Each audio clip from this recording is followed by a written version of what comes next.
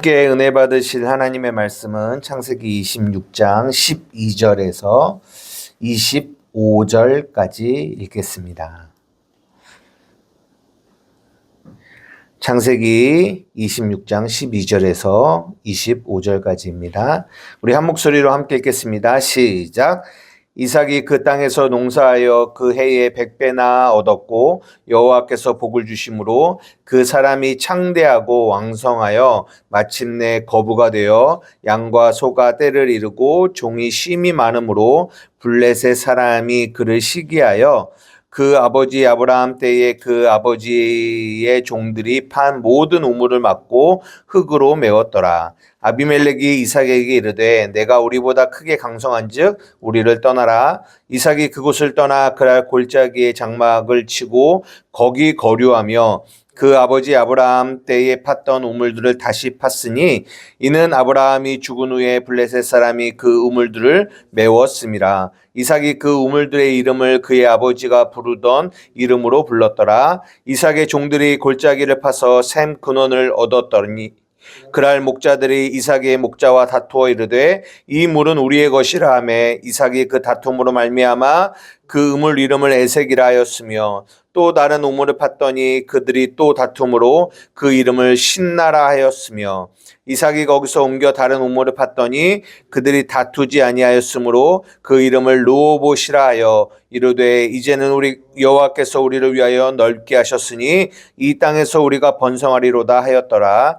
이삭이 거기서부터 브엘세바로 올라갔더니 그 밤에 여호와께서 그에게 나타나 이르시되 나는 내 아버지 아브라함의 하나님이니 두려워하지 말라. 내 종 아브라함을 위하여 내가 너와 함께 있어 내게 복을 주어 내 자손이 번성하게 하리라 하신지라. 이삭이 그곳에 제단을 쌓고 여호와의 이름을 부르며 거기 장막을 쳤더니 이삭의 종들이 거기서도 우물을 팠더라. 아멘. 예, 오늘은 창세기 26장 12절에서 25절의 말씀을 중심으로 내가 너와 함께 있어 라는 제목으로 여러분들과 함께 말씀을 나누고자 합니다. 이 창세기 26장은 이제 저번 주에도 여러분들과 좀 나눴듯이 어떤 장이냐면 이삭이라는 인물의 생애가 어떠함을 알 수 있는 장이에요. 아브라함도 분량이 굉장히 많습니다. 창세기 안에서 12장부터 거의 25장까지고 야곱의 분량도 꽤 많고 요셉의 분량도 많은데 이삭이 주인공이 되어 이렇게 나오는 장이 거의 없어요. 어떻게 살았냐, 무엇을 했냐 이런 내용이 많지 않습니다. 그나마 오늘 우리가 읽은 이 창세기 26장이 오롯이 이삭이 주인공이 되어 나오는 유일한 장인 것 같아요. 제가 보기에. 그런데 그 이삭의 삶이 어떠했는지에 대하여 우리가 이제 저번 주에는 어떤 부분을 나눴냐면 이삭이 이 26장 초반부에 하나님이 이삭에게 나타나서 뭐라고 말씀하시냐면 약속을 하세요. 얘야 너 애굽으로 내려가지 말고 내가 너에게 명령한 있으라고 한 이 가나안 땅에 머물러. 그러면 내가 너에게 자손이 많아지게 할 거고 땅을 줄 거고 복을 줄 거야 이렇게 말씀하셨어요. 그런데 저번 주에 제목이 뭐였는지 혹시 기억나세요? 두려워함이었더라라고 했거든요. 그게 무슨 말이냐면 그럼에도 그 약속을 받았음에도 불구하고 이삭의 상태가 어떠했는지를 저번 주 초반 이 26장 초반부에 나눴는데 그가 그의 아내를 누이라고 하고 예전에 아브라함 자기 아빠가 했던 그런 잘못들을 그대로 받아서 자기 아내를 누이라고 하고 그 그랄 땅에 거했어요. 그래서 나중에는 아비멜렉이 그 리브가가 이삭의 아내인 거를 알고 너 왜 이랬어? 너가 이렇게 거짓말을 해서 다른 이들이 아마 리브가에게 잘못을 저지를 수 있는 그런 상황들이 있었을 거야 라고 하면서 책망을 합니다.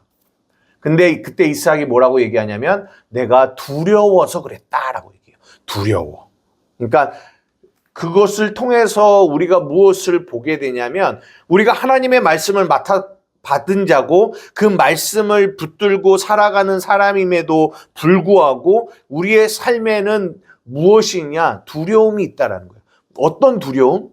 이 두려움이 어디서부터 오냐? 불신에서부터, 믿지 않는 마음에서부터 온다라는 거죠. 그런 이야기를 저번 주에 나눴고, 그런데 그러면서 저번 주에 마지막에 무슨 얘기를 했냐면, 그랬던 이삭이 오늘 우리가 읽은 12절에서 25절 안에 어떤 일들이 발생해요. 하나님이 그와 함께 하심을 그에게 이삭에게 보여주시고 또한 누구에게 보여주시냐? 이 그라레의 땅에 거하는 아비멜렉과 그 사람들에게 이삭이 정말 하나님이 함께하고 있다라는 것을 보여줘요. 그러고 났더니 26절, 오늘 우리가 읽지는 않았지만 26절에 아비멜렉이 찾아옵니다. 그리고 나서 28절, 29절 우리 한번 읽어볼까요? 창세기 26장 28절, 29절. 창세기 26장 28절에서 29절입니다. 다 같이 읽겠습니다. 시작. 그들이 이르되 여호와께서 너와 함께 계심을 우리가 분명히 보았으므로 우리의 사이 곧 우리와 너 사이에 맹세하여 너와 계약을 맺으리라 말하였노라. 너는 우리를 해하지 말라. 이는 우리가 너를 범하지 아니하고 선한 일만 내게 행하여 내가 평안히 가게 하였음이니라. 이제 너는 여호와께 복을 받은 자니라 라고 이야기합니다. 그러니까 이게 뭐냐면 초반부에는 이삭이 이 세상을 대표하는 이 아비멜렉을 두려워했는데 나중에는 어떤 일이 발생하느냐? 그것이 바꿔졌어요. 어떻게 해요? 그 아비멜렉이 누구를 두려워해요? 이삭을 두려워한다는 거예요. 어떻게 이런 대역전극이 발생했을까? 그게 오늘 우리가 읽은 이 12절에서 25절에 나오는 내용이에요. 그리고 그거에 대한 가장 중요한 핵심은 하나님이 이삭과 함께 하였기 때문입니다.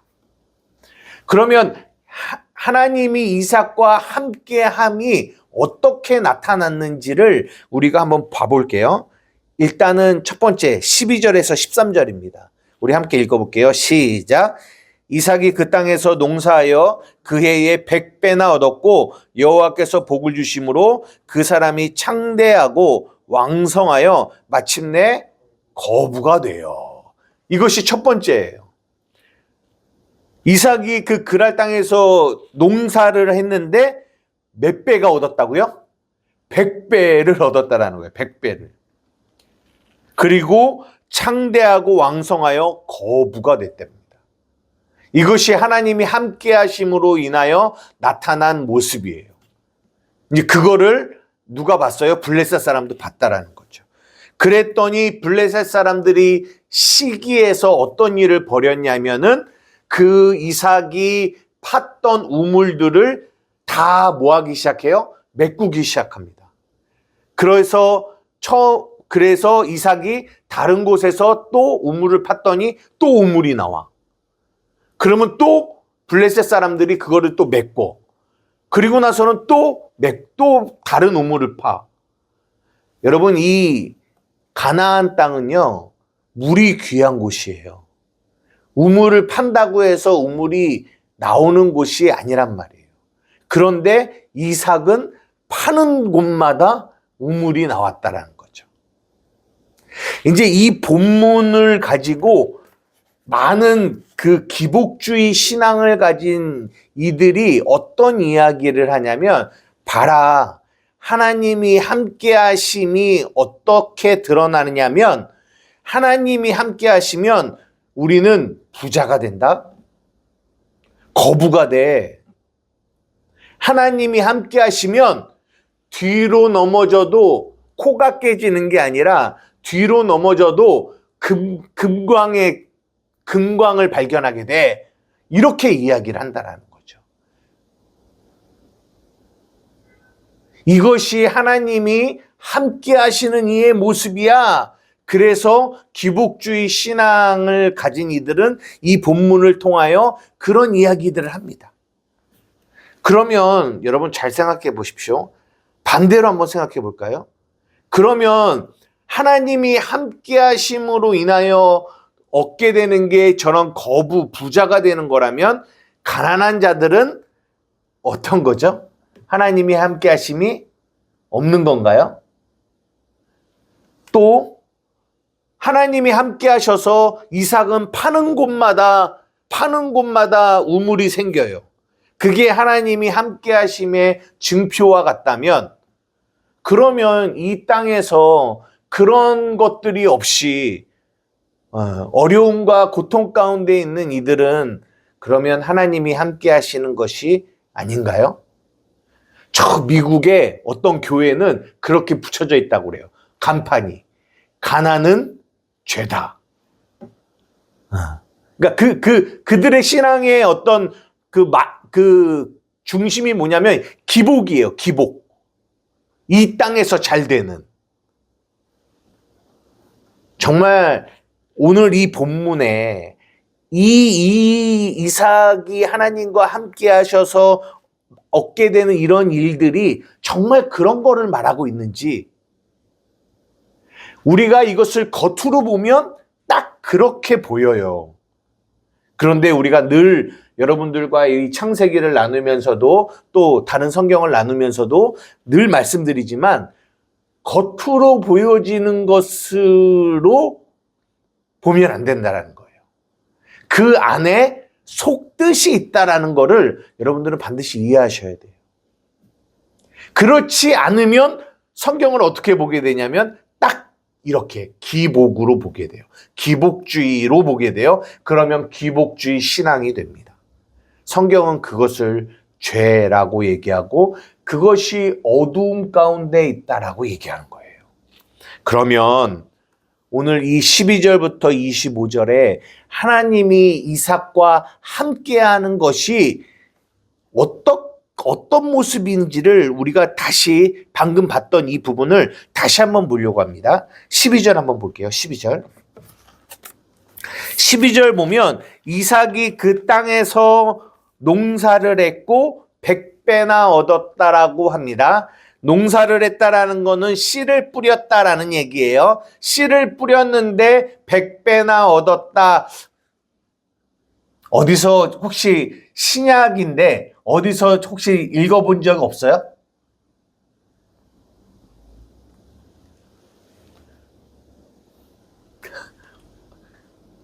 없어요? 우리 오랜만에 참석하신 우리 형제님, 이 신약에서 이 씨를 뿌렸는데 100배를 얻었다. 어디 기억나는 거 없어요? 네, 알겠습니다. 마태복음 13장에 씨 뿌리는 비유가 나오거든요. 한번 찾아볼게요.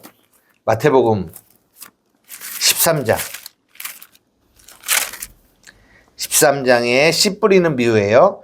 13장에 8절. 다른 것보다 8절만 딱 읽어보도록 하겠습니다. 8절.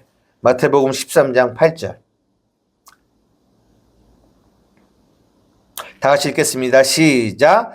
더러는 좋은 땅에 떨어짐에 어떤 것은 100배, 어떤 것은 60배, 어떤 것은 30배의 결실을 하였느니라.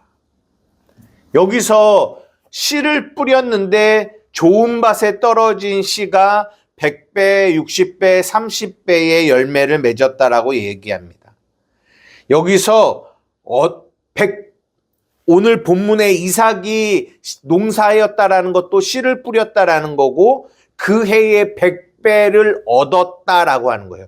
얻었다라는 이 말이 무슨 말이냐면 창세기 6장 8절에 보면 노아는 여호와께 은혜를 입었습니다 라고 하는 입었다라는 단어와 같은 단어인데 그 단어가 무슨 뜻이냐? 발견하다, 이르다 이런 뜻을 가지고 있어요. 그러니까 이게 무슨 말이냐면 이 마태복음 13장의 그 100배라는 것도 그렇고 오늘 본문이 나오는 100배라고 하는 것도 숫자적인 100배를 말하는 게 아니라 이 100이라는 숫자는 10 곱하기 10이잖아요. 10이라는 숫자가 완전수예요.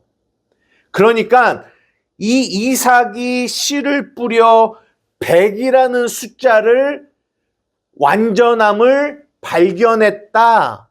완전함에 이르렀다. 이런 의미를 갖고 있는 거예요. 이게 단지 씨를 뿌려서 막 숫자적으로 100배가 됐다라는 의미보다는 그런 의미를 갖고 있는 거예요. 100, 완전함을 발견했다. 완전함에 이르렀다. 라는 뜻을 가지고 있어요.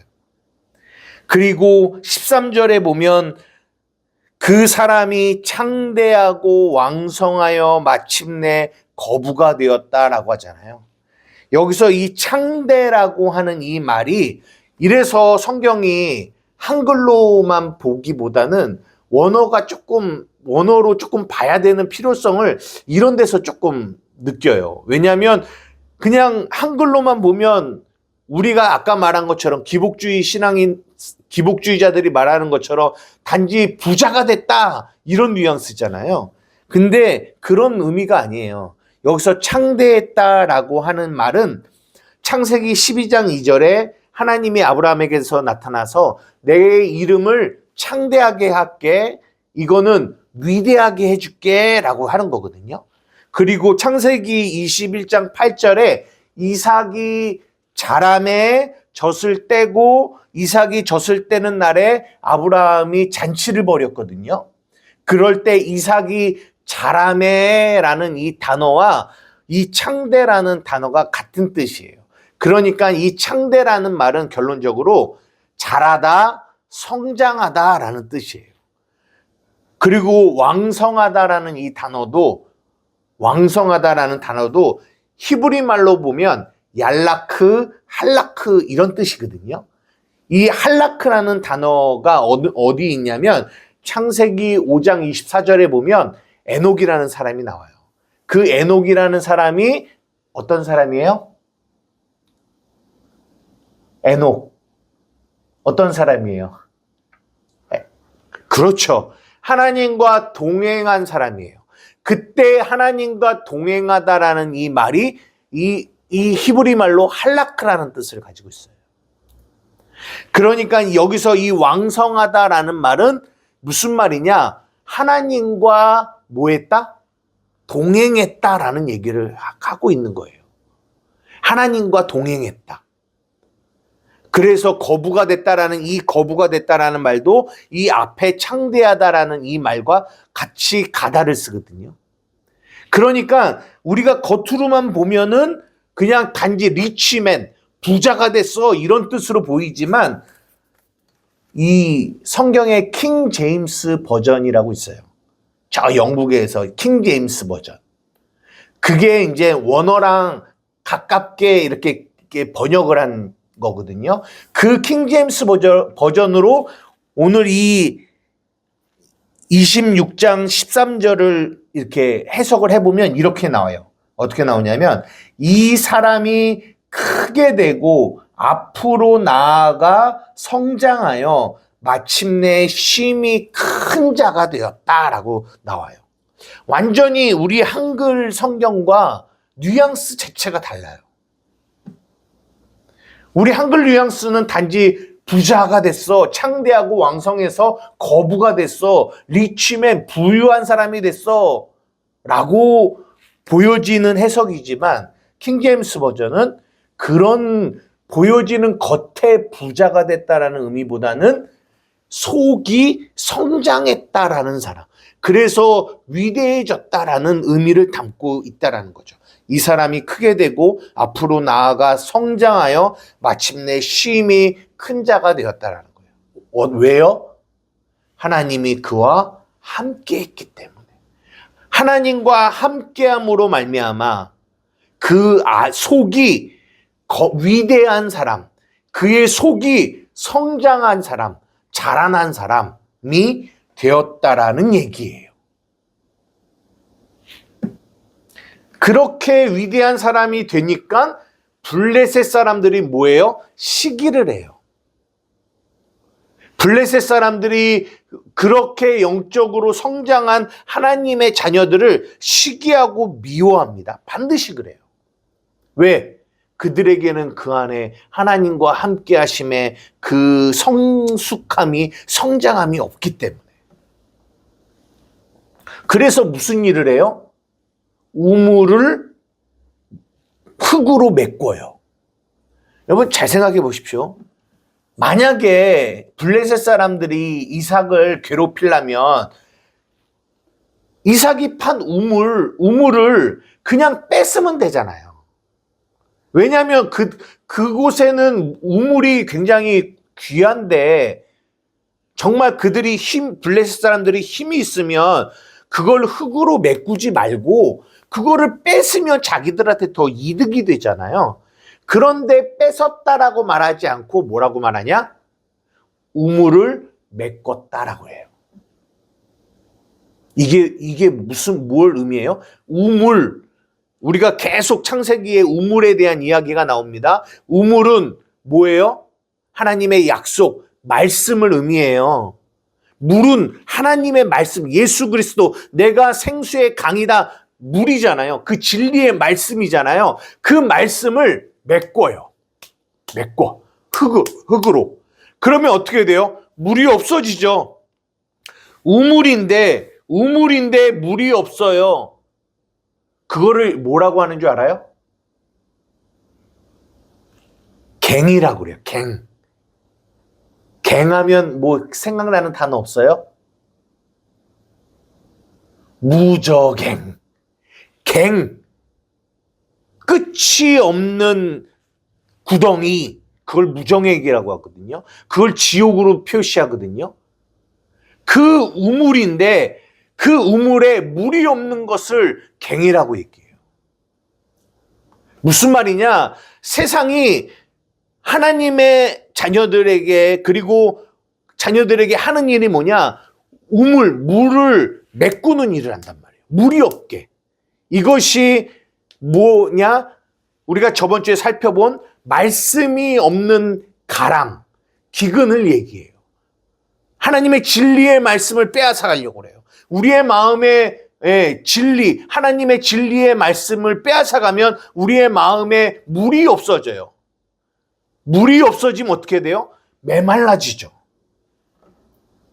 그런데 이삭이 했던 일이 뭐예요? 그렇게 우물을 메꾸고 물이 없는 곳에 없게 만드는 블레셋들을 향하여 그는 뭘 해요? 우물을 파는 일을 한단 말이에요. 우물을 파면 어떻게 돼요? 물이 나오죠. 물이 뭐예요? 하나님의 진리의 말씀이죠. 그러니까 하나님과 함께하는 자들은 하나님의 말씀의 씨앗을 심으면 100배 그 온전함에 이르게 되고 새 사람이 되는 거죠. 그리고 그 새 사람, 영적으로 성숙한 그들은, 성장한 그들은 그 온전함을 이해하고 그 온전함에 이른 이들은, 새 사람들은 어떤 일을 하느냐? 이 사람들의 메마른 마음 가운데 우물을 파서 진리의 말씀을 전해주어 그 안에 생수의 강이 흐르게 하는 일들을 해준다라는 거예요. 누가요? 하나님의 자녀들이, 하나님과 함께하는 사람들이 그 얘기를 하고 있는 거예요. 이것이 하나님과 함께하는 이들이 살아가는 삶의 모습이에요. 이것이 하나님이 그들에게 복을 주었다라고 하는 이야기예요. 완전히 기복주의가 말하는 이야기와 전혀 다른 이야기를 성경이 하고 있다라는 거예요. 그런데 이것을 겉만 보면 단지 우리의 하나님이 우리와 함께 하시면 우리의 겉이 좋아지고 부자가 되고, 그래서 예전에 큰 교회들이 외쳤던 네 영혼이 잘된 같이 범사가 잘되고 강권하는 이 삼박자의 축복, 겉의 축복. 이것이 미국에 가서는 이제 조엘 오스틴과 같은 사람이 생각이 너희들이 긍정한 생각을 하면 너희들의 삶에 부요가 옵니다. 라는 쪽으로 해서 많은 사람들에게 그런 기복적인 메시지들을 전달하는 이런 일들을 벌여진다는 거죠. 그것은 복음이 아니에요. 그것은 하나님이 함께 하심의 어떤 모습이 아니라고요. 그 당시 이 창세기에는 아직 성령이 우리 안에 오시지 않으셨기 때문에 우리 안에서의 어떤 하나님이 주시는 이 말씀으로 인한 우리의 새 사람의 축복이 아직 이렇게 표현할 수가 없기 때문에 겉에 어떤 물질의 복이나 거부가 되는 거나 이 겉의 복을 통하여 이것을 표현해 주고 싶어서 구약은 그렇게 이야기한 거지만 그런 겉으로 드러난 복 안에 담겨 있는 성령이 진짜 말하고 싶은 복은 어떤 복이냐? 이 말씀으로 말미암아 복음의 진리를 깨닫는 상태. 그 상태에서 그들이 저 이 땅 가운데 말씀이 없어 메마른 자들에게 하나님의 물을 전달해 주어 그들에게 그들의 목마름을 채워주는 일들을 하는, 그것이 누가 하는 일들이다? 하나님과 함께하는 우리가 하는 일들이고 여러분이 해야 될 일들이야. 우리의 해야 할 일이 우리의 삶이 이것입니다 라는 거를 이삭의 삶을 통하여 오늘 우리에게 말씀해 주고 있다는 거예요. 이해가 되십니까? 말씀을 마치려고 하는데요. 에베소서 4장 13절 한번 보겠습니다. 에베소서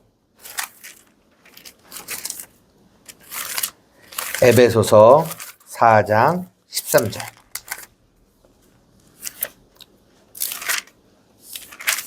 13절입니다. 에베소서 4장 13절입니다. 시작. 우리가 다 하나님의 아들을 믿는 것과 아는 일에 하나가 되어 온전한 사람을 이루어 그리스도의 장성한 분량이 충만한 데까지 이르리니. 예. 이는 우리가 이제부터 어린아이가 되지 아니하고 사람의 속임수와 간사한 유혹에 빠져 온갖 교훈의 풍조에 밀려 요동하지 않게 하려 함이라. 오직 사랑 안에서 참된 것을 하여 범사에 그에게까지 자랄지니 그는 머리니 곧 그리스도시라. 여기서 이 자라는 거, 이것이 창대해지는 거예요. 그리고 그 온전한 사람이 이루어 이것이 100배를 얻었다, 이런 말과 같은 말이에요.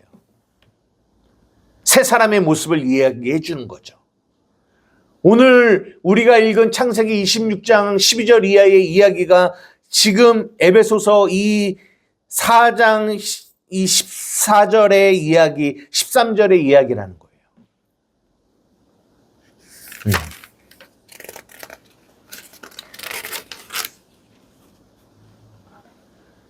우리 한마음교회 성도들의 삶에 이런 은혜가 있기를 주님의 이름으로 축복합니다. 여러분들 안에 하나님께서 여러분들과 함께 하세요. 그죠? 임마누엘, 내가 너희와 영원히 함께 하겠다. 그 함께 하심으로 인하여 우리 안에 영원히 목마르지 않는 생수의 강이 우리 안에서 흘러넘치고 있어요. 우리는 파는 곳곳마다 우물이 솟아납니다. 왜? 생수의 근원이 우리 안에 계시기 때문에.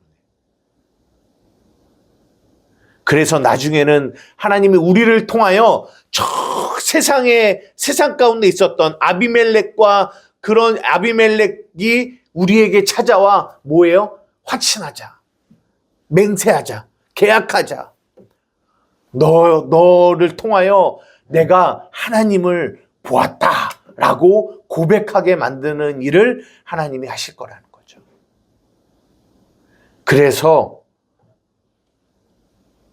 우리를 통해서, 하나님의 자녀를 통해서 하나님은 하나님의 이름을 이 땅 가운데 드러내기를 원하십니다. 마지막으로 하나만 말씀 읽고 마치도록 할게요. 마태복음 5장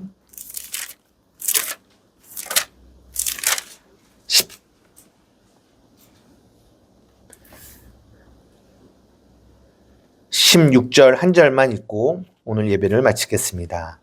마태복음 5장 16절입니다. 시작. 이같이 너희 빛이 사람 앞에 비치게 하여 그들로 너희 착한 행실을 보고 하늘에 계신 너희 아버지께 영광을 돌리게 하라. 여러분 안에 계신 그 착함의 근원 되신 예수 그리스도가 여러분들을 통하여 드러날 때 여러분들의 착한 행실을 통하여 하늘에 계신 하나님이 이 땅 가운데 드러나는 은혜가 있기를 주님의 이름으로 축복합니다. 그런 사람들이 여러분들이고 여러분들의 삶에 그런 은혜가 있기를 간절히 원합니다. 기도하겠습니다. 사랑과 은혜가 많으신 아이 아버지 하나님, 이 창세기 26장의 이삭의 삶의 모습을 오늘 다 살펴보았습니다. 하나님, 두려워하여 세상을 두려워하며 떨었던 이삭의 삶이 반대로 세상이 이삭을 두려워하는 삶으로 바뀌었습니다. 하나님이 함께 하셨기 때문입니다. 그의 삶에 정말 복음의 진리가 그를 충만하게 하였고 그를 통하여 하나님 메마른 이 땅들의 우물을 파고 물을 공급하는 자가 되었습니다. 하나님, 이 삶이 우리의 삶이라고 주님이 우리에게 말씀하십니다. 하나님, 정말 우리 사랑하는 한마음교회 성도들 한 사람 한 사람의 삶에 이 이삭의 삶이 보여지게 하여 주십시오. 그래서 이들의 착한 행실을 통하여 하늘에 계신 하나님이 영광 받으시는 삶을 사실 수 있도록 하나님, 우리 한마음교회 성도들 한 사람 한 사람을 그렇게 값지게 써 주시옵소서. 감사하며 예수님의 이름으로 기도드리옵나이다. 아멘.